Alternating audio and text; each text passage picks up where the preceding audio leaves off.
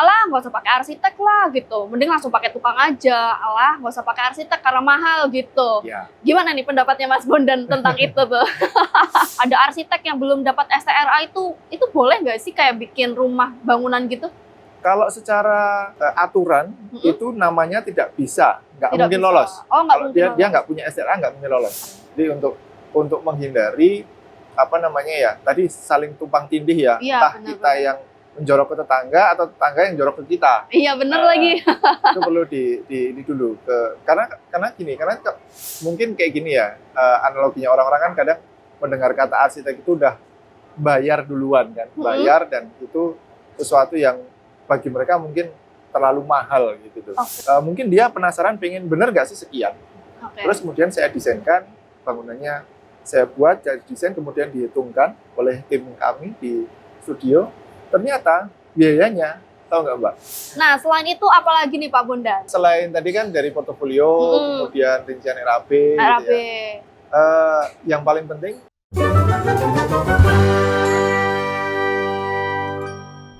Halo semuanya, kembali lagi di podcast Kihomat bareng belajar arsitektur. Nah, kali ini kita bakalan bahas dari berbagai macam pertanyaan orang-orang, gimana sih cara bangun rumah gitu. Pastinya kita bakalan bahas satu persatu, langkah demi langkah, ini bareng sama Mas Bondan, karena kita nggak bakalan sendirian nih.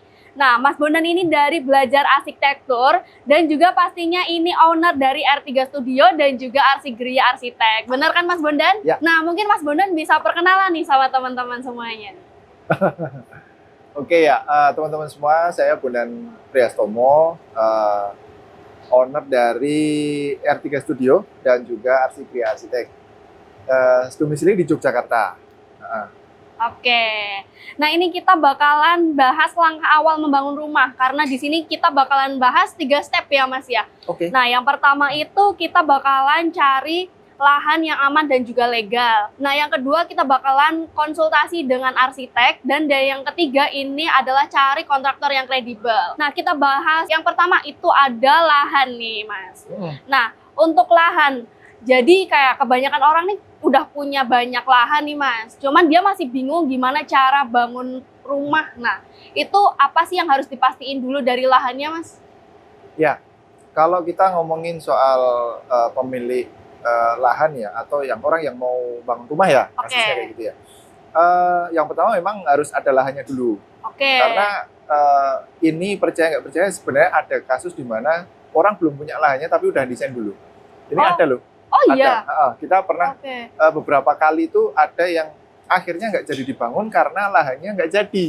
Jadi ada orang itu lahannya ngincer duluan tapi belum dibeli. Atau ngincer duluan belum disewa. Misalnya untuk bangunan komersil ya, dia sewa nggak beli gitu mau bangun. Tapi ternyata belum ada kesepakatan dengan pemilik lahan untuk jual beli ataupun sewa menyewa. Dia sudah pesen desain dulu, sudah yakin dulu sebenarnya ini kuliahnya. Tapi ternyata desain udah jadi, lahannya nggak jadi. Benar. Akhirnya desainnya nggak kepake. Nah, yang penting berarti kan kita pastikan dulu bahwa lahannya ada. Lahannya ada saya dulu. Ya, karena nanti akan sayang sekali kalau desainnya jadi, ternyata lahannya nggak jadi. Nah, lahannya ada itu entah dia sudah jadi miliknya, dibeli, atau disewa gitu. Karena kan nggak semua punya dia harus dibeli ya. Ada yang sewa juga terus mau bikin bangunan komersil kan bisa juga seperti itu. Nah, kalau misalkan konteksnya ini rumah, artinya memang harus dibeli. Harus dibeli, ya kan? ya Konteksnya rumah ya harus dibeli dan pastikan bahwa memang jual belinya itu sudah sah, aman secara legal, hukum, dan tidak ada sengketa kayak gitu. Itu untuk secara legalitasnya ya. Soal legalitas ya berarti. Nah, tapi itu ada juga nih Mas, yang kayak bangun rumah, itu dia udah punya lahan nih, tapi ternyata dia udah bangun rumah, ternyata nginjek lahannya orang lain, kayak tetangganya gitu tuh gimana sih Mas? Ya, makanya sebenarnya pada saat kita kembali ke proses jual belinya, itu dipastikan dulu batas-batasnya seperti apa, yang resmi ya. Artinya batas resmi itu kita juga harus cross check ke tetangga nih, lahan yang punya kita itu sebenarnya dari mana sampai mana kayak gitu kan, ada patoknya ya. Ada patokannya. Terus juga kita cross check ke lembaga yang mengesahkan itu, misalnya kayak BPN kita cek ke sana, oh ternyata memang ini lahannya dari sini ke sini, luasnya sekian dan sebagainya. Jadi dari resmi negara pun sudah jelas, dari tetangga-tetangga kita juga perlu cross check lagi kayak gitu. Jadi untuk menghindari apa namanya ya, tadi saling tumpang tindih ya, entah kita yang menjorok ke tetangga atau tetangga yang jorok ke kita. Iya bener lagi. Itu perlu di dulu karena gini, karena sudah terjadi pembangunan dan bangunan udah jadi ke depannya, itu kalau mau diubah kan sulit ya. Iya sulit. Nggak bisa ya, kayak gitu kan. Ya makanya di depan harus dipastikan dulu. Jangan sampai itu kejadian kayak gitu. Oke. Terus aku dengar nih kalau cara ngeceknya tuh harus pakai KKPR atau apa gitu. Oh. Itu apa sih Mas? Ya. Bisa dijelasin dikit nggak? Ya, itu kaitannya nanti dengan perizinan. Perizinan. Jadi sebaiknya ya klien itu ketika atau pemilik rumah itu ketika mau membangun, dia sudah harus tahu tadi yang pertama batas lahan, kepemilikan lahan tadi secara legal. Terus juga peruntukan lahannya. Jadi kadang kan gini, pernah dengar nggak ada lahan hijau kayak gitu? Lahan hijau? Enggak lagi Mas. Hijau. Nah, apa tuh? Lahan hijau itu gini. Jadi pemerintah itu mempunyai aturan sebuah wilayah itu ada beberapa wilayah yang memang itu peruntukannya adalah untuk lahan hijau. Untuk lahan hijau artinya dia tidak boleh dibuat untuk bangunan. Oke, itu dikhususkan untuk apa tuh Mas? Itu untuk pokoknya dia lahan aja, nggak boleh dibangun gitu. Karena dia untuk resapan air, untuk pertanian, kayak gitu. Nah, itu ada aturannya dari pemerintah daerah dalam hal ini ya. Nah, pemilik lahan sebaiknya itu meng-cross check ke sana juga. Apakah lahan saya ini itu masuk ke lahan hijau atau lahan sawah dilindungi misalnya seperti itu. Kalau seperti itu nanti ketika mau mengajukan PBG, kalau dulu IMB, sekarang namanya PBG, itu nggak akan muncul, nggak akan mungkin turun karena memang di situ nggak diperbolehkan. Ya, kecuali kalau memang di situ adalah lahan kuning. Lahan kuning di situ boleh untuk dibangun. Jadi, untuk lahan kuning itu apa sih Mas? Lahan kuning ya itu lahan yang bisa dipergunakan selain hijau tadi, lahan pertanian. Berarti boleh dibangun sama bangunan gitu ya? Betul. Nah, untuk cross check-nya itu harus ke Pemda untuk ya tadi namanya KRK atau KKPR tadi. Itu nanti mengajukan ke sana, baru dari sana muncul lahan Bapak boleh dibangun dengan ketinggian luas bangunan sekian, KDB atau koefisien dasar bangunan sekian, ketinggiannya sekian, itu ada muncul semua. Berarti kalau ngecek pakai KKPR itu termasuk kayak aturan main sebelum kita ngedesain ya Mas? Betul. Ya? Betul. Ya, KKPR itu nanti produk dari sana KKPR berupa surat atau apa namanya, keterangan-keterangan di situ tentang lahan kita. Boleh dibangun nggak, KDB-nya sekian, KDH-nya sekian, KLB-nya sekian, macam-macam. Itu yang nanti akan dipakai oleh perencana pada saat dia mendesain. Jadi udah ada aturannya, si perencana atau arsitek akan mengacu ke situ biar nggak melanggar itu. Biar nggak melanggar ya, dan juga tetap aman pastinya ya untuk lahannya. Ya. Nah ini konsultasi dengan arsitek. Nah karena aku sering banget denger nih Mas, kayak apa namanya, alah nggak usah pakai arsitek lah gitu, mending langsung pakai tukang aja, alah nggak usah pakai arsitek karena mahal gitu. Ya. Gimana nih pendapatnya Mas Bondan tentang itu tuh? Mungkin kayak gini ya, analoginya orang-orang kan kadang mendengar kata arsitek itu udah bayar duluan kan, bayar dan itu sesuatu yang bagi mereka mungkin terlalu mahal gitu. Artinya mereka mungkin mikir itu bangun rumah nggak usah pakai arsitek, nggak apa-apa, bisa terbangun dan sebagainya. Ya memang semacam kayak kalau kita sakit ya, ada yang harus ke dokter, ada yang beli obat warung gitu. Iya bener lagi. Jadi, kalau menurut saya tergantung dari kesulitannya ya. Kalau misalnya bikin pos jaga satpam atau pos ronda yang itu sederhana, nggak ada yang gimana-gimana. Cuma sepetak doang itu ya Mas ya? Mungkin nggak perlu pakai arsitek, langsung ke pelaksana lapangan itu mungkin nggak apa-apa ya. Ibaratnya cuma batuk mungkin terus pilek atau beli obat warung kayak gitu. Tapi kalau kasusnya sudah yang butuh spesialis, itu mau nggak mau kan, artinya seperti itu. Nah, hanya saja aturan di negara kita untuk pengajuan PBG saat ini, gambar itu harus dibuat oleh arsitek. Di situ harus mencantumkan yang namanya surat tanda registrasi arsitek. Di gambar itu. Di gambar itu kan ada gambarnya, terus ada kopnya, yang mendesain siapa, nomor SRA-nya berapa. SRA ini adalah syarat seseorang untuk disebut sebagai arsitek. Berarti kayak harus bersertifikasi ya, baru boleh jalan. Tapi kalau misalnya ada arsitek yang belum dapat STRA itu boleh nggak sih kayak bikin rumah bangunan gitu? Kalau secara aturan itu namanya tidak bisa, nggak mungkin lolos. Oh, nggak kalau mungkin dia nggak punya STRA nggak mungkin lolos. Okay. Yang diloloskan adalah yang punya STRA. Harus yang punya STRA. Harus yang punya STRA. Nah, meskipun demikian, kadang-kadang ada tuh yang mengerjakan itu belum ber-STRA, terus nanti bekerja sama dengan yang sudah ber-STRA, kolaborasi untuk menghasilkan sebuah desain. Okay. Peran serta si arsitek yang belum ber-STRA tadi itu bisa di situ, seperti itu, kolaborasi dengan orang yang sudah ber-STRA. Okay. Nah, kenapa kok harus pakai arsitek?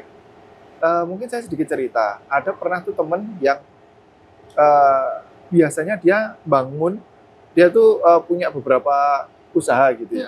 Jadi ketika bangun-bangun sebelumnya itu, dia hanya menggunakan pelaksana atau pemborong yang sudah langganan pribadi. Oh, berarti itu bukan termasuk arsitek tuh? Bukan. Dia tidak ber-background arsitek dan tidak punya sertifikasi ya, pastinya ya. Iya. Nah, suatu ketika pengen mencoba menggunakan arsitek. Kebetulan saya yang pegang waktu itu kan. Nah, di sini ada kejadian yang cukup unik ya. Jadi sebelum ke saya, dia itu udah dibuatkan RAB sama si pemborong. RAB. Jadi nanti Pak kalau bikin ini habisnya sekian. Okay. Dia udah dikasih tahu tuh sama pemborongnya. Nah, mungkin dia penasaran pengen bener nggak sih sekian. Okay. Terus kemudian saya desainkan bangunannya, saya buat jadi desain, kemudian dihitungkan oleh tim kami di studio. Ternyata biayanya, tahu nggak Mbak? Apa? Cuman separuh dari yang ditawarkan si pemborong. Oh iya, berarti pemborongnya itu kayak ngasih RAB itu malah 2 kali lipatnya nggak sih? 2 kali lipat, betul. Wah. Nah, biasanya si klien tadi itu sebenarnya sama pemborong ya iya aja, dikasih aja. Tapi begitu tahu bahwa oh ternyata bisa menghemat sekian ya. Nah, dia baru mulai sadar, oh ini juga pentingnya menggunakan arsitek. Okay. Bukan berarti langsung kita bisa membuat bangunan itu menjadi lebih murah, tapi kita menjadi terukur. Jadi bisa kalau dihitung tuh, oh ini ada misalkan pekerjaan lantai sekian meter persegi, biayanya sekian. Jadi ada hitungan yang bisa dicek, di cross check. Tapi kalau sebelumnya tadi dia dengan memborong itu cuman pokoknya bangunan sekian Pak. Gitu. Oh, langsung asal naruh harga. Betul. Gitu kan. Kalau misalnya sama arsitek tuh langsung diperhitungkan benar-benar ya? Iya. Kita nanti akan ada perhitungan rinci ya, detail. Oh, ini pekerjaan ini volumenya sekian. Itu kan ada produk di belakang ya untuk BQ atau RAB-nya. Jadi dari situ dia merasa bahwa oh ternyata lebih murah ya, ternyata bisa lebih murah, lebih efisien dan kita bisa cek benar-benar memang kebutuhannya sekian. Iya. Bukan berarti sekali lagi menggunakan arsitek jadi lebih murah, tidak. Tapi lebih efisien. Lebih efisien. Betul. Berarti pentingnya RAB itu juga ngaruh banget ya buat nentuin budget gitu. Betul, ya selain RAB mungkin dari kesesuaian fungsi, kemudian struktur pasti ya. Kalau kita kadang-kadang kan ada orang-orang yang bikin rumah ya sudah pokoknya ada ruang ini, kadang-kadang nantinya terjadi, wah kok saya butuh ruang ini ya, besok harus renovasi lagi. Oh ternyata ini nggak efektif ya, kok dari luar kelihatan kalau saya keluar dari kamar mandi ya misalnya. Oh oke. Tapi pernah nggak sih Pak Bondan kayak kalau misalnya nih udah ngedesain, udah mulai pengerjaan, terus tiba-tiba sama klien tuh kayak minta ditambahin, kayaknya aku butuh kamar satu lagi deh, bisa nggak ya gitu? Itu gimana tuh? Pasti, sering. Bahkan ketika desain itu sudah jadi, klien masih minta perubahan. Oh, itu pasti. Nah, ya jadinya ya gimana ya? Ya kerja lagi kayak gitu kan. Nah, sebenarnya di awal itu untuk mengantisipasi hal seperti ini, klien harus sudah tahu dulu kebutuhan dia seperti apa saat ini, dan nanti si arsitek biasanya akan menanyakan kebutuhan dia di masa depan. Misalnya saat ini anaknya masih kecil-kecil, jadi belum butuh kamar misalnya. Tapi besok ketika sudah besar, pasti perlu kamar sendiri-sendiri, misalnya kan ada tambahan ruang kamar. Nah itu arsitek biasanya sudah terbiasa berpikir ke depannya seperti apa. Nanti kalau klien belum ngeh, biasanya arsitek akan mengingatkan, oh besok kalau sudah gini apakah nanti memang tetap di rumah itu, atau misalnya pindah ke lokasi lain, bikin rumah baru lagi yang kamarnya banyak, ya itu ditanyakan. Nah, klien keren juga ya. Klien akan menjawab tuh apakah memang di situ, oh iya mas betul, besok kalau anak saya udah gede butuh kamar, tapi tetap saya masih maunya di sini. Nah, berarti kita desainkan sekalian. Walaupun belum langsung dibangun. Kayak gitu. Bangunnya kan bisa bertahap ya. Bertahap. Oh iya benar sih. Tapi perencanaannya udah semua gitu. Udah semua.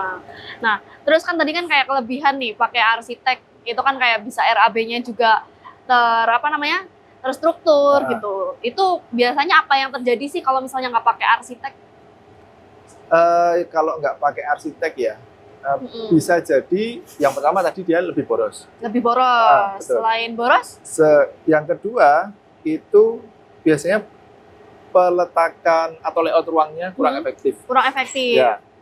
Peletakan ruang itu kan berkaitan dengan privasi, ya kan. Kadang ada ruangan-ruangan di mana pemilik rumah itu ya benar-benar nggak mau dilihat orang luar, kayak gitu kan. Bahkan untuk tamu sekalipun atau bahkan saudara sekalipun ada juga yang seperti itu. Jadi penempatan ruang-ruang biar dia nggak kelihatan, biar dia nggak bocor keluar kayak gimana. Itu dari penempatan ruang. Ada juga dari misalnya nih, pernah nggak Mbak lihat masuk ke dalam sebuah ruang yang pengap kayak gitu? Iya, pernah lagi kayak berjamur gitu nggak sih? Betul. Itu kenapa? Karena sirkulasi udaranya kurang. Ya, sirkulasi udara kurang, juga nanti cahaya juga kurang. Kita sebagai arsitek akan mempertimbangkan itu agar apa? Ruangan tidak lembab. Ruangan tidak kalau misalnya nih ada yang sakit di situ kan virus kemana-mana. Iya, benar. Bagusnya kan udaranya itu ngalir biar dia langsung membawa keluar, nggak di dalam kayak gitu. Pencahayaan alami itu biar bisa masuk ke dalam bangunan, sinar matahari, kita posisi jendelanya di mana agar cahayanya bisa masuk kayak gitu. Tapi nggak terlalu panas. Iya, benar banget. Iya. Jadi kayak kadang tuh aku kayak pernah masuk ruangan itu kan, kayak ada jendelanya tuh kayak langsung kena matahari kan, kayak rasanya panas banget nih ruangannya gitu. Nah, itu arsitek biasanya akan menganalisa di depan, ini bangunan menghadap arah mana sih? Kalau di Indonesia matahari dari timur ke barat ya. Nah, apakah nanti bukaannya itu posisinya di mana biar efektif? Nah, itu tentu juga akan dikaitkan dengan posisi lahannya. Apakah kanan kiri sudah ada tetangga? Apakah tetangganya bangunannya lebih tinggi? Apakah cuma ada kebun aja dan sebagainya. Itu akan kita pikirkan. Sedetail itu ya berarti arsitek. Keren banget sih. Nah, terus juga untuk ngomong-ngomong STRA nih. Nah, mungkin penonton di sini nih kayak ada yang mahasiswa belum dapat STRA nih, contoh. Itu tuh kayak gimana sih cara mendapatkan STRA-nya sendiri tuh, Mas? Ya, STRA atau Surat Tanda Registrasi Arsitek.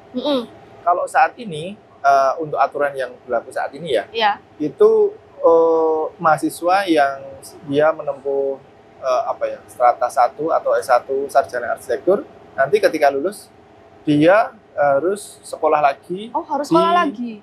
Sekolah profesi, namanya PPAR ya. PPAR? Betul, PPAR.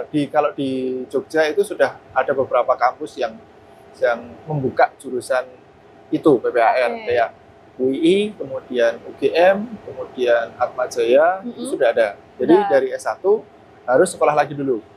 Itu berapa tahun tuh? 2 tahun. 2 tahun, cepet berarti ya? Tahun 2 tahun ya, itu udah termasuk magang dan sebagainya.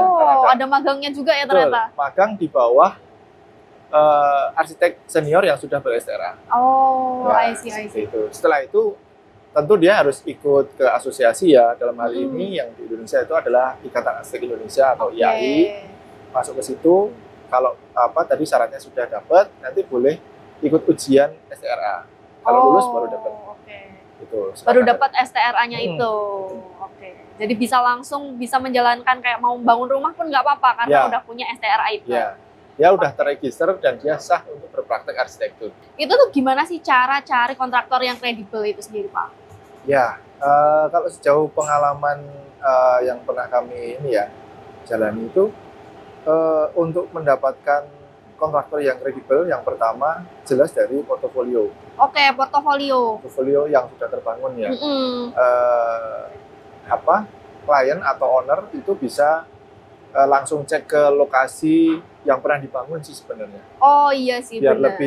lebih percaya ya. Lebih percaya. Ibarat kalau cowok-cowok kan kayak suka banget sama sepatu nih. Kalau lihat di online kan kayak ini KW apa ori gitu kan. Kalau misalnya langsung lihat ke toko kayak oh ini beneran ori, ku beli sih gitu. Jadi kayak kepercayaannya jadi nambah gitu ya. Betul. Nah, dari mana itu biasanya dapat si kontraktor tadi yang harus kita cek. Kalau menurut saya yang paling pertama adalah dari rekomendasi.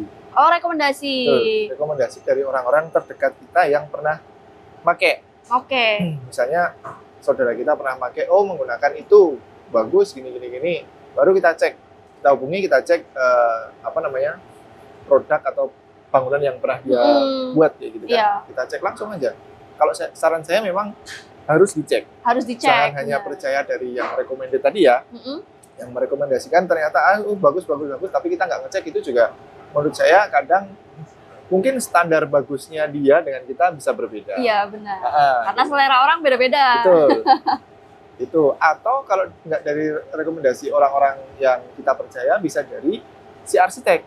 Oke. Ya, si arsitek kan biasanya ada relasi kontraktor yang cukup banyak ya. Jadi mungkin ada beberapa kontraktor yang pernah bekerja sama dengan dia mengerjakan bangunan A, B, C kayak gitu. Dia punya penilaian terhadap kontraktor ini enak untuk diajak kerjasama. Kontraktor ini tidak ada kecurangan-kecurangan dan macam-macam. Oh, timeline-nya bagus, nggak molor dan sebagainya kan. Kalau arsitek biasanya relasi kontraktor cukup banyak. Cukup banyak ya. Bisa juga ditanyakan ke si arsiteknya gitu. Oke. Terus biasanya itu kan kayak kalau misalnya pemilihan bahan itu bisa jadi salah paham nih kadang antara klien dan juga kontraktor maupun arsitek. Nah itu tuh gimana sih? Jadi sebenarnya kalau pada saat kita membuat desain membuat desain itu arsitek sudah membuat spesifikasi material yang akan digunakan dalam bangunan itu. Nah, itu juga sudah sepengetahuan dan seizin dari si owner atau klien. Karena pada saat mendesain pasti kita akan membuat bangunan bentuk seperti ini, kemudian materialnya menggunakan ini ya Bu, menggunakan kayu misalnya, atau menggunakan gentengnya harus tanah liat atau gentengnya beton dan sebagainya. Itu kita pasti sebagai arsitek sudah mengkomunikasikan itu ke klien ya, ke pemilik rumah. Nah, itu nanti akan tercantum dalam gambar yang dihasilkan oleh arsitek. Nanti ada keterangan bahwa oh ini menggunakan bahan ini, serinya ini, ukurannya sekian, itu sudah ada semua. Detail ya. Detail. Nah, ngomong-ngomong soal material nih. Nah, di Kihomat itu kan termasuk supermarket bahan bangunan ya Pak ya. Nah itu tuh super lengkap banget, itu kayak ada 800 lebih merek deh yang ada di Kihomat. Nah itu bisa banget nih pilihan yang cocok buat arsitek ataupun kontraktor tuh ngajak klien buat kayak mencocokkan produk-produknya nggak sih Pak? Bisa kan kalau kayak gitu? Jadi pada saat mau pembangunan itu memang si misalnya kontraktor udah ketemu ya, udah dapet kontraktor, terus nanti kontraktor, klien, arsitek biasanya akan meeting. Oh bahannya ini bisa didapat di mana? Misalnya di Kihomat gitu kan. Oh di sana ada dan sebagainya. Nanti si arsitek dengan owner, dengan kontraktor, kalau bisa bertiga gitu, datang tuh ke toko misalnya kayak Kihomat gitu kan, milih. Oh ini teksturnya ini bisa diraba, bisa dilihat benar-benar. Nanti secara harga sekian-sekian, oh ternyata cocok. Nah oke, baru angkut. Iya. Bener banget sih, karena di Kihomat kan super lengkap ya, jadi nggak perlu loncat ke toko satu, ke toko dua kayak gitu kan Pak. Cukup di Kihomat aja pasti semuanya udah terpenuhi. Setelah portofolio, terus apa lagi sih Pak yang harus dilakuin lagi? Kayak harus dilihat? Ya, untuk kontraktor menurut saya seharusnya dia memberikan rincian biaya ya, atau RAB secara rinci. Karena saya mendapati beberapa orang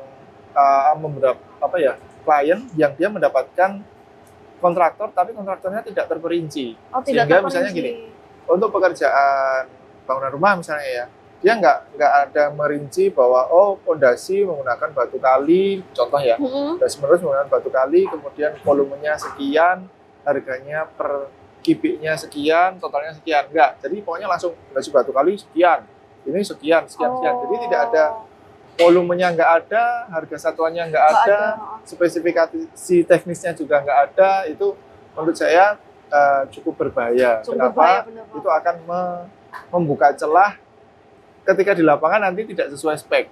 Iya benar lagi. Karena memang tidak tercantum di situ ya. Iya. Karena speknya itu harus kalau menurut saya harus jelas. Harus sesuai gitu Betul. kan. Jadi dari kontraktor bisa memberikan spesifikasi yang benar-benar detail, rinci dari ukuran, campuran bahkan campuran semen dan sebagainya gitu. Jumlahnya volume. juga. Betul, jumlahnya Oke, juga. benar. Itu dari kalau menurut saya saran saya yaitu kontraktor memberikan rincian itu. Kalau dapat kontraktor seperti itu bisa nih dipertimbangkan. Oke, benar banget. Nah, kayak gini nih Kiom Lovers. Ya. Terus abis itu kita udah selesai nih Pak ketiga segmen ini. Berarti kita rangkumin nih. Yang pertama kita harus cari lahan yang aman dan juga legal. Yang kedua kita konsultasikan ini dengan arsitek. Dan yang ketiga ini adalah mencari kontraktor yang kredibel. Nah selain itu apalagi nih Pak Bondan? Selain tadi kan dari portofolio, kemudian rincian RAB. RAB. Gitu ya. Yang paling penting tentunya adalah perjanjiannya, Mbak. Perjanjian tertulis ya? Perjanjiannya tuh kalau menurut saya ya wajib tertulis dan tertera di situ apa aja yang apa ya namanya kesepakatannya ya. Benar-benar rinci, detail kayak gitu kan, termasuk dari pembayaran, termin pembayaran berapa persen, kemudian nanti kalau ada pekerjaan tambahan atau pengurangan kayak gimana. Terus kemudian kalau misalnya ada ini sampai dibahas tentang misalnya ada kendala-kendala yang berhubungan dengan cuaca misalnya kayak gitu. Terus misalnya kalau ternyata si kontraktor molor, apakah ada penalti denda misalnya kayak gitu. Ada penaltinya gitu ya. Betul. Jadi kayak ini ya berarti. Lebih baik ada perjanjian tertulis yang detail dan rinci kayak gitu. Sehingga akan kedua belah pihak baik yang punya rumah maupun yang kontraktor ini benar-benar terikat benar. Iya sih benar, karena kalau cuaca itu kayak menghambat banget sih untuk pembangunan gitu ya Pak ya. Kadang kan cuaca sekarang nggak menentu ya. Lagi mau ngerjain tahu-tahu ada hujan badai pula gitu kan. Nah, jadi terhambat gitu. Apakah itu diatur di situ apa tidak kan?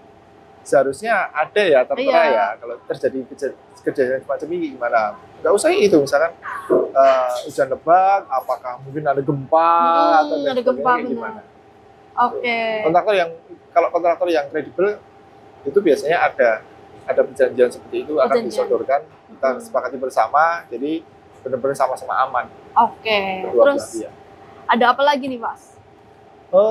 Itu terus nanti misalnya dari tenaga kerja ya profesional gitu kan. Mungkin safety pada saat mengerjakan itu dari para tenaga kerjanya gitu. Ya itu, atau mungkin dari harga ya. Dari harga juga. Dari harga mungkin bisa memberikan alternatif misalnya nih. Ini terlalu mahal ya. Apakah ada yang spesifikasinya mirip tapi harganya lebih terjangkau. Lebih terjangkau, benar. Kalau kontraktor yang kalau menurut saya ya kontraktor yang enak selama yang kita jalani ya dia lebih fleksibel sih, memberikan saran ini itu, tapi tidak mengurangi kualitas ya.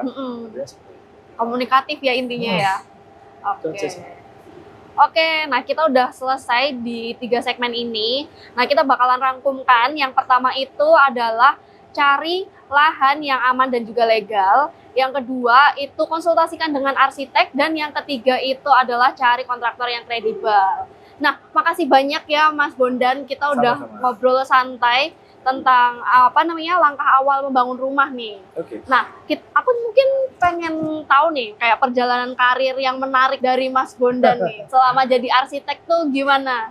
Biar kayak teman-teman juga mungkin adik-adik yang lagi kuliah arsitek juga terinspirasi dari Mas Bondan. Iya, gimana ya? Sebenarnya kan saat ini saya punya 2 PT itu ya, PT R3 dan PT RBB yang ke Arsikria kayak gitu.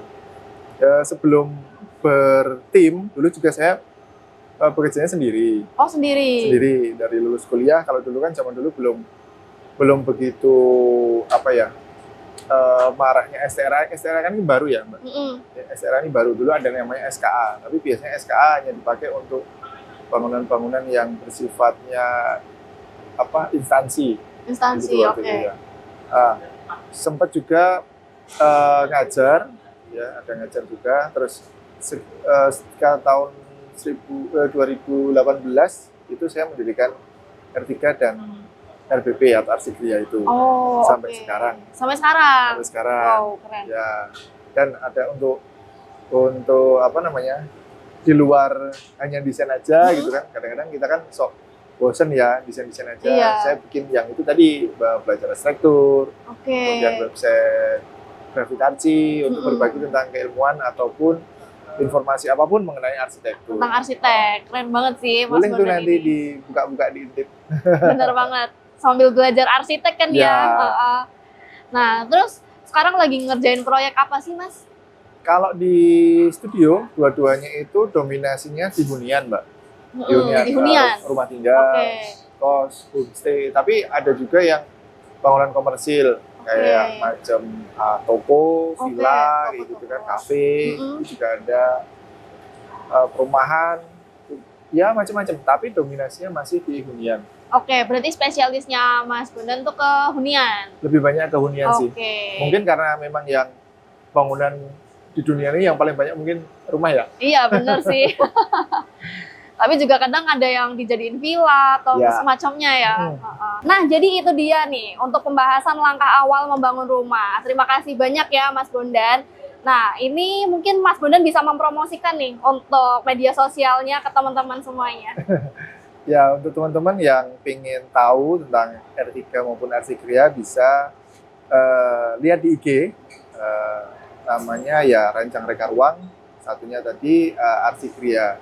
Oke. Itu di situ kita terpampang untuk karya-karya yang pernah kita buat. Dan jangan lupa follow sosial medianya Kihomat, tonton podcast ini, dan untuk episode selanjutnya hanya di YouTube-nya Kihomat. See you!